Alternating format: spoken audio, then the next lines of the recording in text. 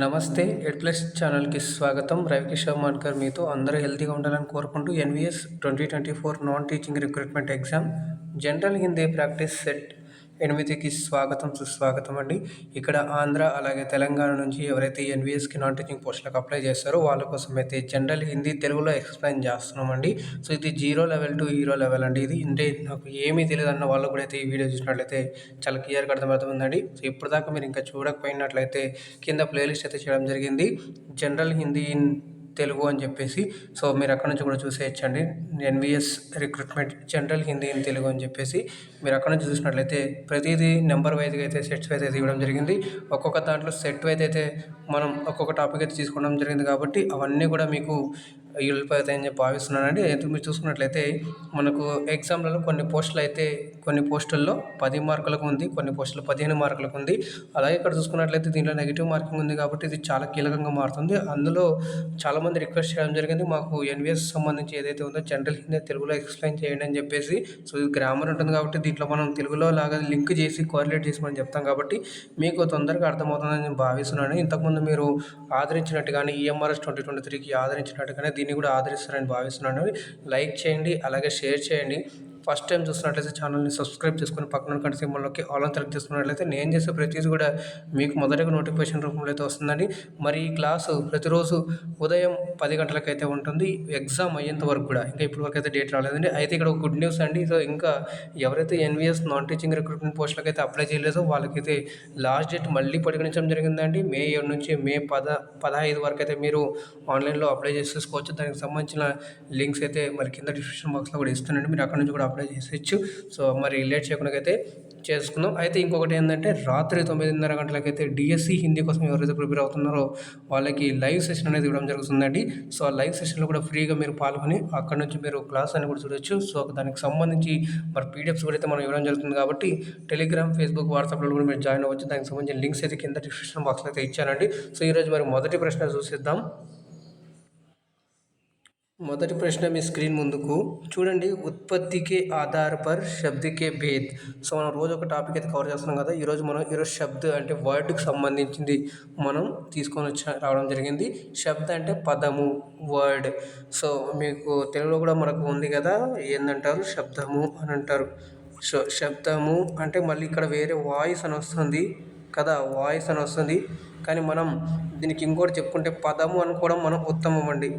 పదములు కదా, పదము అనే దానికి ఇక్కడ మనం తీసుకుని రావడం జరిగింది. మరి చూసుకున్నట్లయితే ఉత్పత్తికి ఆధార్ పర్ శబ్దకే భేద్ అంటే ఇప్పుడు వర్డ్స్లో టైప్స్ ఉంటాయి కదా, ఆ టైప్స్లో కూడా ఉత్పత్తి అంటే క్రియేటివ్గా అని ఇక్కడ అడుగుతున్నారు. మరి దీంట్లో మరి option A 3, option B 4, option C 7, option D 5 అంటే 3, 4, 7, 5 అనమాట. మళ్ళీ ఇందులో ఏదో మీరు ఆన్సర్గా కామెంట్ చేసినట్లయితే దీని యొక్క కరెక్ట్ ఆన్సర్ వచ్చేసి మనకు 4 ఉంటాయండి. సో మీరు ఎవరు కూడా టెన్షన్ పడకండి, అవి ఏంటివి అవన్నీ కూడా నేను మీకు ఎగ్జాంపుల్స్ అవన్నీ కూడా మీకు ఎక్స్ప్లెయిన్ చేస్తాను కాబట్టి ఫ్రీగా కూల్గా అయితే చూసేయండి. అలాగే ప్రాక్టీస్లో భాగంగా మీరు దీన్ని యూజ్ చేయొచ్చు. రైట్ అండి. సో మనం చూసుకున్నట్లయితే మరి 4 అన్నాం కదా, 4 ఏంటి సార్ అన్నట్లయితే ఇప్పుడు మళ్ళీ చూద్దాం. మన ఆన్సర్ వచ్చేసి ఆప్షన్ బి కరెక్ట్ కదా. ఇప్పుడు 4 ఏంది అన్నట్లయితే మరి దీంట్లో ఒకటి వచ్చేసి తత్సం. మన తెలుగులో కూడా మీరు చూసింటారు తత్సం పదాలు, రైట్, తత్సం పదాలు. అలాగే రెండోది చూసుకున్నట్లయితే తద్భవ్. మూడోది చూసుకున్నట్లయితే దేశజ్. ఇవన్నీ కూడా వస్తాయండి. మరి తత్వం అంటే ఏంది, తద్భవ్ అంటే ఏంది కదా. సో ఇలాగా మనకు ఇలా 4 ఉంటాయండి. విదేశీ, ఈ 4 పదాలు అయితే ఉంటాయి. సో దీనికి సంబంధించి మళ్ళీ క్వశ్చన్ రూపంలో ముందు వస్తాయి కాబట్టి మనం అక్కడ కూడా డిస్కస్ చేద్దాం. అయితే మీరు ఎవరైతే నోట్స్ రాస్తున్నారో సింపుల్గా మీరు భేదని చెప్పేసి ఈ 4 రాసేసుకోండి. ఇంకోటి ఇక్కడ కూడా వస్తుంది, మరి ఇంకోటి వస్తుంది దీంట్లోనే భేద్ అనమాట. సో 5వ దాని కింద మీరు ఎక్స్ప్లెయిన్ చేసుకోవచ్చు. సో సంకర్ శబ్ద అని ఉంటుంది, కానీ మనకు అడిగినట్లయితే ఆప్షన్లో 4 ఇచ్చినట్లయితే మీరు 4కే ప్రిఫర్ చేయండి. ఓకేనండి. సో అందుకే నేను మీకు చెప్పడం జరిగింది. 5వది మీరు జస్ట్ పెట్టుకోండి సంకర్ శబ్దాన్ని. సో ముందు మాట్లాడుకున్నాం దీని గురించి. రైట్. రెండవ ప్రశ్న చూడండి. ఉత్పత్తికి ఆధార్ పర్ శబ్ద కా భేద్ నహీ హై. ఇప్పుడే మనం చెప్పుకున్నాం కదా ఉత్పత్తికి ఆధార్ పర్ 4 అని చెప్పేసి, ఆ 4లో ఒకటి ఇక్కడ కాదు అని చెప్పేసి ఏది కాదు అని అడుగుతున్నారు. మరి నహీ హై అంటున్నాడు. చూడండి, నహీ అంటే కాదు అని అర్థం, నహీ అంటే కాదు అని అర్థం. సో ఏది కాదు అని అంటున్నాడు. శబ్దక భేద్ ఏది ఒక టైప్ కాదు అని అంటున్నాడు. తత్సం తత్పౌ రోడ్ దేశచ్చు. ఇంతకుముందు మీకు 4 రాస్తాం కదా, ఆ 4 ఏది లేదో అదే మన ఆన్సర్. చూసుకున్నట్లయితే option C is the right answer for this question అండి. రూడ్ అనేటువంటిది. మరి రూడ్ ఏంటి సార్ అనేది మనం ముందు చర్చించుకుందాం. ఆ ప్రశ్న వచ్చినప్పుడు దాని గురించి చర్చించుకుంటేనే మనకు మీరు కూడా నోట్స్ రాసుకుంటున్నట్లయితే ఈజీగా మీకు గుర్తుంటుంది. కాబట్టి నెక్స్ట్ ప్రశ్న చూడండి. ఇక్కడ रचना के आधार पर शब्द के भेद कितने हैं? రచన కే ఆధార్ పర్ శబ్ద కే భేద్. రచన అంటే ఇక్కడ స్ట్రక్చర్ అనమాట, రైట్. స్ట్రక్చర్ గుర్తుపెట్టుకోండి, స్ట్రక్చర్. ఇంతకుముందేమో మనం ఏం చెప్పుకున్నాం, సో 4 అని చెప్పుకున్నాం కదా. ఉత్పత్తి అంటే క్రియేటివ్గా అని చెప్పేసి 4 అని చెప్పుకున్నాం. ఇక్కడ స్ట్రక్చర్కి based on structure how many types of words అని చెప్పేసి ఇక్కడ అడుగుతున్నారు. మరి ఇక్కడ దీన్ని చూసుకున్నట్లయితే మరి ఇక్కడ చూసుకున్నట్లయితే option A 3, option B 4, option C 5, option D 6 ఉన్నాయి. మరి దీంట్లో చూసుకున్నట్లయితే ఇక్కడ అడుగుతున్నారు ఏంటి, రచనకి ఆధారపడి అంటే మన ఆప్షన్ ఏ అనేటువంటిది ఇక్కడ కరెక్ట్ అవుతుంది. ఏంటి సార్ ఆ 3 ఏంటివి అన్నట్లయితే ఇక్కడ మనం మొదటి చూసుకున్నట్లయితే రోడ్డు, రెండవది చూసుకున్నట్లయితే యౌగికు, ఇవి కూడా మీకు క్లియర్గా ఎక్స్ప్లెయిన్ చేస్తానండి. యౌగికు, మూడవది చూసుకున్నట్లయితే యోగ్ రూడ్ అని ఉంటుందండి. ఓకే, యోగ్ రూడ్.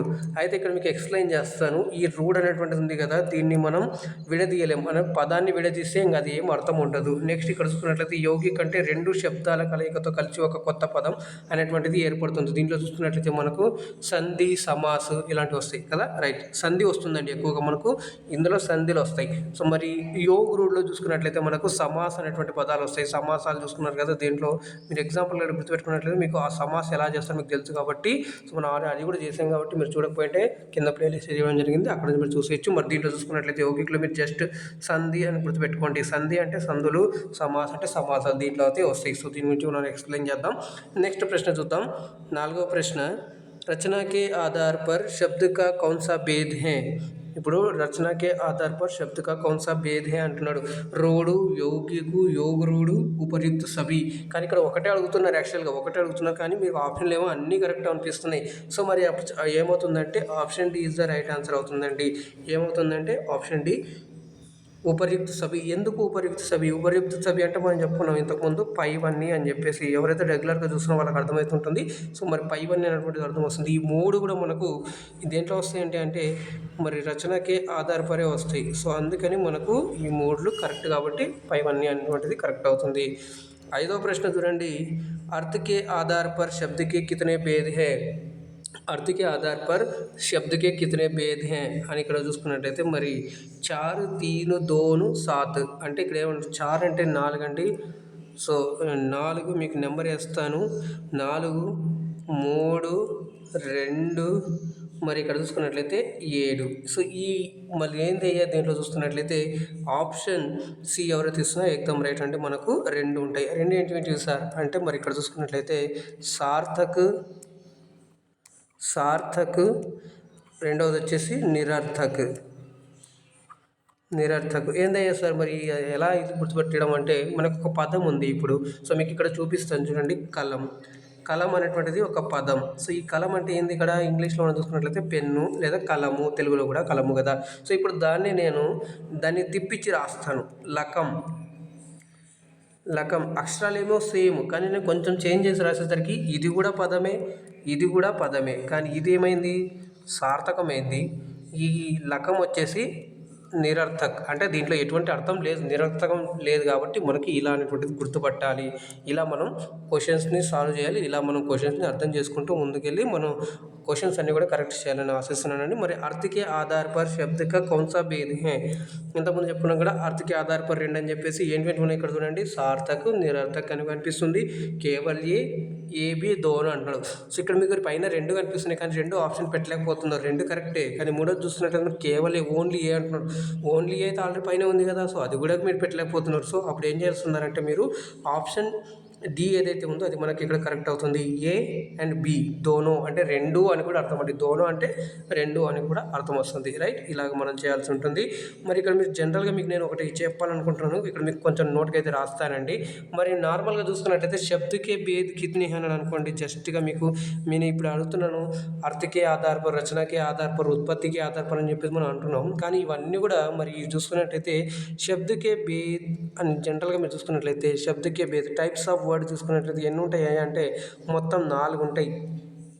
ఈ 4 ఏంటి సార్ అన్నట్లయితే, ఒకటి చూసుకున్నట్లయితే ఉత్పత్తి, రెండోది చూసుకున్నట్లయితే మనకి రచన, రైట్ అండి. మరి దీంట్లో మూడోది చూసుకున్నట్లయితే మరి అర్త్, నాలుగోది చూసుకున్నట్లయితే ప్రయోగ్, రైట్ అండి. సో ఈ 4 ఉంటాయి. మరి ఒక్కో దాంట్లో ఒక్కోట్లేదు మనం చూసుకున్నట్లయితే ఉత్పత్తిలో మనం ఇందాక ఎన్ని చెప్పుకున్నాం, 4 చెప్పుకున్నాం. రచనలో ఎన్ని చెప్పుకున్నాం, 3 చెప్పుకున్నాం. మరి ఈ అర్థలో ఎన్ని చెప్పుకున్నాం, 2 చెప్పుకున్నాం. మరి ఇక్కడ చూసుకున్నట్లయితే 4వది ప్రయోగంలో చూసుకున్నట్లయితే దీంట్లో 2 వస్తాయి. ముందు కూడా క్వశ్చన్స్ వస్తాయి కాబట్టి ఎవరైనా మీరు నోట్స్ రాస్తున్నట్లయితే మీరు ఈ టైప్స్ లేదా మీరు స్క్రీన్ షాట్ తీసుకున్నట్లయితే కూడా ఈజీగా మీరైతే చేసేయచ్చండి. జస్ట్ సింపుల్ టాపిక్ ఇది, చాలా ఈజీ టాపిక్, కూడా మంచి స్కోర్ చేసుకోవచ్చు. అలాగే ఎగ్జామ్లో అడిగేటువంటి మంచి మంచి ప్రశ్నలు అయితే ఉన్నాయండి. ఇంతకుముందు మనం సంకర్ శబ్దం చెప్పుకున్నాం కదా. సంకర్ శబ్ద కిసే कहते हैं అన్నట్లయితే మరి గ్రామీణ భాషా శబ్ద, గ్రామీణ భాషా శబ్ద అంటే గ్రామీణ భాష యొక్క శబ్దము, పదము. శబ్దం అంటే మనకు తెలుగులో వాయిస్ అని వస్తుంది కాబట్టి పదము అని చెప్పుకుందాం. కానీ గ్రామీణ భాషా శబ్దం అన్నట్లయితే మరి గ్రామీణ భాష యొక్క పదం అంటున్నాడు. కా అంటే యొక్క అని చెప్పుకున్నాం మనం ఇంతకుముందు. సో మరి ఇప్పుడు కూడా చెప్తున్నాను, మరి ఎవరైతే రెగ్యులర్గా ఫాలో అవుతున్నారో వాళ్ళకైతే అర్థమవుతుంటుంది, ఈ యొక్క అని అర్థమవుతుంది. దో భాషకే శబ్దోన్ సే మిల్కర్ బనా శబ్ద్, రెండు భాషల యొక్క కలయికతో కలిసినటువంటి ఒక పదము అనేటువంటిది ఇది మనకు సంకర్. సంకర్ అంటే సంకర్ జాతి అని మనం తెలుగులో నార్మల్గా వింటుంటారు కదా. సో అలాగనమాట, రెండు భాషల యొక్క పదాల చేత కలయిక చేసి ఒక కొత్త పదం ఏదైతే వస్తుందో అది మనకు ఇదవుతుంది. ఇక మీరు చూసుకున్నట్లయితే దీనికి ఉదాహరణ మనం చూసుకున్నట్లయితే సీల్ బంద్, సీల్ బంద్ అనే ఒకటి పదం ఉంది. సీల్ బంద్ అన్నట్లయితే ఇది సీల్ అనేటువంటిది మనకు ఇంగ్లీష్ పదం. సీల్ అంటాం కదా, ఎక్కడైనా మనం సీల్ బంద్ అంటే ఎక్కడైనా మనకు సీజ్ చేసి ఉంటారు కదా. సో సీజ్ చేసినప్పుడు మనకు సీల్ బంద్ అని అంటారు. సో తాలా బంద్ అది కూడా ఇలా కొన్ని పదాలు అనమాట, రెండు భాషలతో కలుస్తాయి. సో ఇలాగా సంస్కృత భాషాకా శబ్దం. సో ఇది కాదు.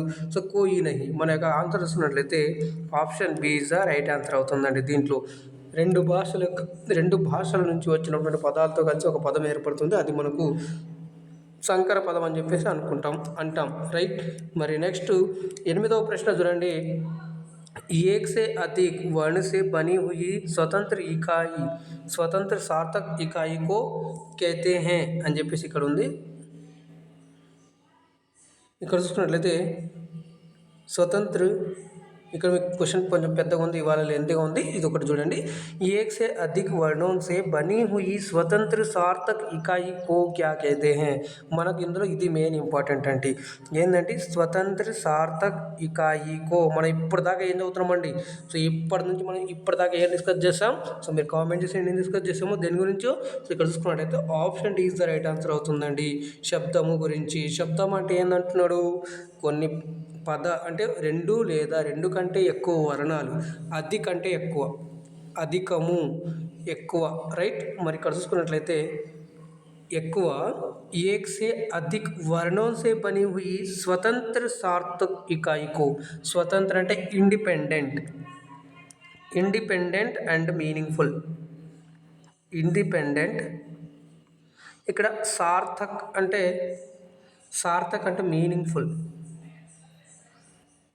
మీనింగ్ఫుల్.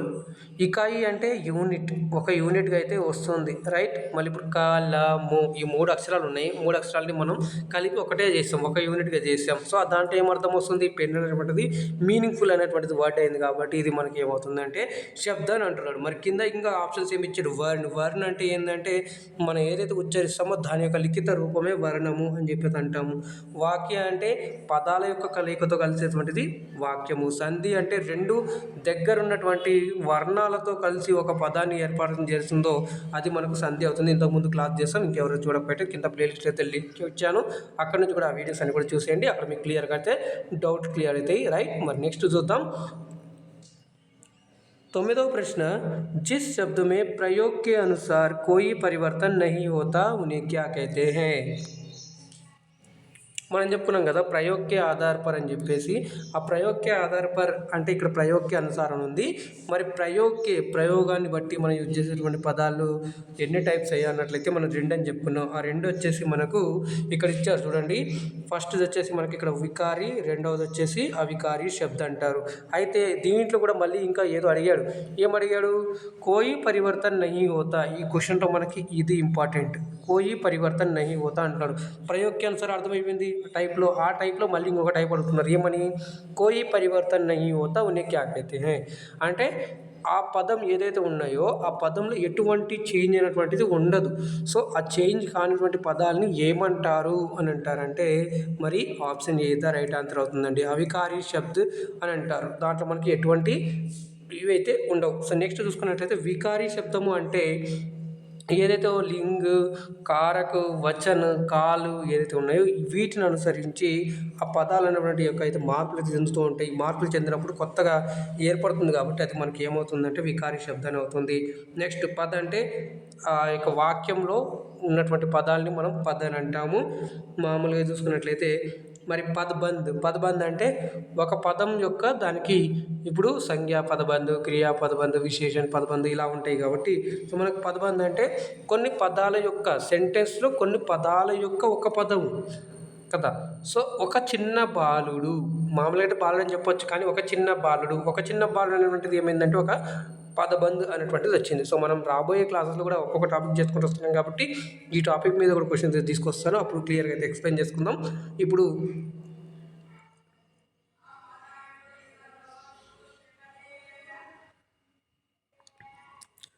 ఇక్కడ చూడండి, నెక్స్ట్ ప్రశ్న చూద్దాం. ఇక్కడ మీ కింద 10వ ప్రశ్న, ప్రయోగ్ కే అనుసార్ శబ్ద కే భేద్ హై. ఇంతకుముందు మనం చెప్పుకున్నాం, టైప్స్ అయితే చెప్పుకున్నాం కదా. ఆల్రెడీ మీరు ఇది చేసేస్తారంటున్నాను, అందరు కూడా చేసేయండి కామెంట్లలో. ఇక్కడ మీకు చూస్తున్నాను. మరి option A is the right answer అవుతుందండి. 2 ఉంటాయి. 2 ఏంటంటే ఇంతకుముందు మనం చెప్పుకున్నాం, మీరు కన్ఫ్యూజ్ అవ్వద్దండి. ఒక దాంట్లో అర్థ కే ఆధార్ పర్ కూడా 2 ఉంటాయి, ప్రయోగ్ కే ఆధార్ పర్ కూడా 2 ఉంటాయి. కానీ ప్రయోగ్ కే ఆధార్ పర్ మనకు 2 ఉన్నాయి. ఏంటంటే ఒకటి వికారి, దీంట్లో కూడా టైప్స్ వస్తాయంటే అవి కూడా ఎక్స్ప్లెయిన్ చేస్తాను. రెండవది వచ్చేసి అవికారి అనేటువంటిది అవుతుంది. మరి అవికారి ఏంటి సార్ ఇక్కడ చూసుకున్నట్లయితే మీరు ఫస్ట్లో ఇందులో ఫస్ట్ చూద్దాం. దీంట్లో మనం చూసుకున్నట్లయితే మనకు వచ్చేసి దీంట్లో సంజ్ఞ అంటే నౌన్, నామవాచకాలు. రెండవది వచ్చేసి సర్వనామ్ అంటే ప్రొనౌన్, రైట్. ప్రొనౌన్ అంటే మనకేమంటారు సర్వనామాలు. మరి మూడోది చూసుకున్నట్లయితే విశేషణ్.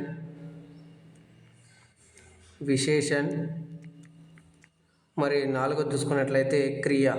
ఈ 4 కూడా దీంట్లో వస్తాయండి. సో మరి నెక్స్ట్ ఇక్కడ చూసుకున్నట్లయితే ఇందులో చూసుకున్నట్లయితే మనకు ఒకటి చూసుకున్నట్లయితే క్రియా విశేషణ్.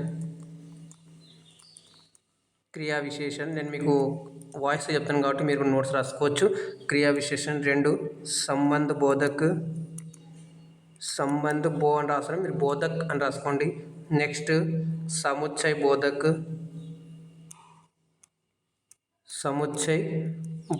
సో ఇలాంటివన్నీ వస్తాయి, రైట్ అండి. సో ఇది మనకు టైప్స్ అయితే వస్తాయి. నెక్స్ట్ ఇది జస్ట్ మీరు గుర్తుపెట్టుకోండి, నెక్స్ట్ వచ్చినప్పుడు మనం రాసుకుందాం. 11వ చూసుకోవచ్చండి. చూడండి, ఇన్మే సే యోగ్ రూఢ్ శబ్ద కౌన్సా హే. ఇంతకుముందు మనం చెప్పుకున్నాం కదా ఉత్పత్తికి ఆధారపడి అని చెప్పేసి, కానీ ఇప్పుడు యోగ్ రూఢ్ అనేటువంటిది ఏదైతే ఉందో అది రచనకి ఆధారపడి అనేటువంటిది వస్తుంది కాబట్టి మరి పీలా, జలజ్, పర్, దూద్ వాలా. ఇక్కడ ఎలా చేయాలి సార్ ఇది అన్నట్లయితే యోగురుడు అంటే ఏం చెప్పుకున్నాం, సమాసం గుర్తుపెట్టుకోండి అని చెప్పాను నేను. మీరు కొంచెం బ్యాక్ వెళ్ళి కూడా చూడొచ్చు. యోగురుడు అంటే సమాసం చెప్పుకున్నాం కదా. సమాసం అంటే దాంట్లో బహువ్రీహి సమాస్ గుర్తు తెచ్చుకోండి. ఏమవుతుంది, 2 పదాల యొక్క ప్రాధాన్యత కాకుండా 3వ పదం వైపు సంకేతాన్ని ఇస్తుందో అటువంటి పదాలని మనము ఏమంటామంటే బహువ్రీహి సమాస్ అంటామంట. సో ఆ బహువ్రీహి సమాసం మీరు గుర్తుపెట్టుకున్నట్టయితే ఇక్కడ యోగురుడు అనేటువంటిది కరెక్ట్గా గుర్తుంటుంది. యోగురుడు అంటే మీకు తెలుగులో గుర్తుంటుంది కాబట్టి ఇక్కడ హిందీలో రిలేట్ చేయాలని మీకు ఇలా చేస్తున్నానండి. మరి యోగురుడు అన్నట్లయితే ఇక్కడ చూసుకున్నట్లయితే యోగురుడు అంటాడు కాబట్టి ఇక్కడ చూడండి, పీలా, జలజ్, పర్, దూద్ వాలా. యౌగిక్ అనేటువంటిది. ఇది ఇప్పుడు దూద్ వాలా 2 పదాలు కలిసి ఉన్నాయి ఇక్కడ. రైట్. ఇది చూసుకున్నట్లయితే మరి ఏమవుతుందయ్యా అంటే ఇది మనకు వచ్చేసి యౌగిక్ అవుతుంది. రైట్. యౌగిక్. ఓకేనండి.